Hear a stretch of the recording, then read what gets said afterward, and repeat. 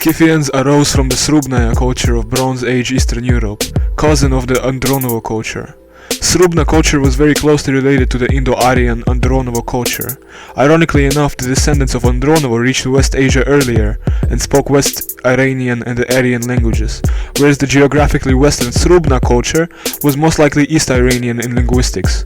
Srubna culture and Scythians bordered with the Slavs of Central Europe and gave Slavs quite a lot of loanwords. Steppe herders have been going back and forth from southern Siberia to European Russia since the Neolithic, but Scythians were the first steppe warriors to establish rule and organized social structure.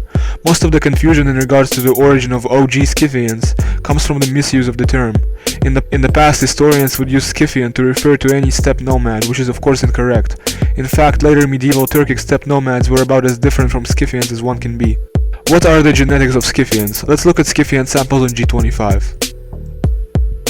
On average, the Scythians seem to descend mostly from Srubnaya culture, then 16% from Kura-Araxes culture, and around 8% of Asiatic like Krasnoyarsk admixture. The Scythians were animal herders. This is a skill they have acquired from the Srubna culture component in their DNA.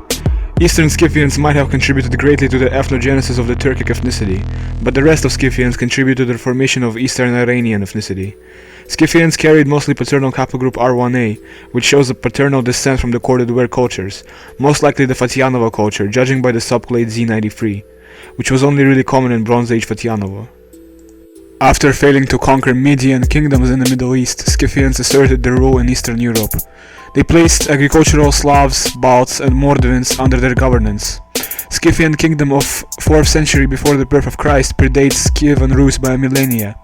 At the time of Scythian rule, the Slavs had not yet expanded north of Kiev. Scythians sold Slavic slaves to the Greeks.